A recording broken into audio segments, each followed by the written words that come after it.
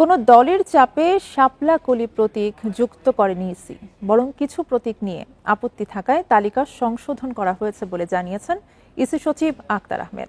বলেন, নির্বাচন পরিচালনা বিধিমালা সংশোধন কমিশনের নিজস্ব এখতিয়ার। এছাড়া নতুন দলের নিবন্ধন যে কোনো সময়ে চূড়ান্ত হতে পারে বলেও জানান তিনি। নির্বাচন ঘিরে বৃহস্পতিবার প্রথম আন্তঃমন্ত্রণালয় সভা শেষে ব্রিফিংয়ে এসব কথা জানান সচিব। বান্ডেল থাকলে প্রতি সেনমানিতে টাকা বাঁচবে। বিকাশ সেনমানি বান্ডেল কিনে জিতুন প্রতি লেনদেনে।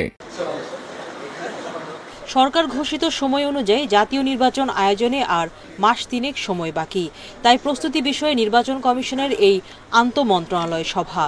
প্রথমবার আয়োজিত এই বৈঠকে যোগ দেন ৩১টি মন্ত্রণালয়, বিভাগ ও অধিদপ্তরের শীর্ষ কর্মকর্তারা।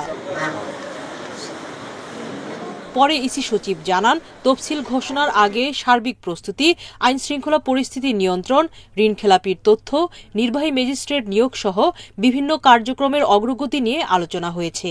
ভোট গ্রহণ কর্মকর্তাদের প্যানেল এবং নির্বাচনী দায়িত্ব, এই প্যানেলটা আমরা প্রস্তুত করছি এবং আমরা প্যানেলে এবার বিভিন্ন স্কুল, কলেজ এবং সরকারি ব্যাংক যারা কাজ দায়িত্বরত আছেন তাদেরকেও আমরা এর ভিতরে অন্তর্ভুক্ত করব।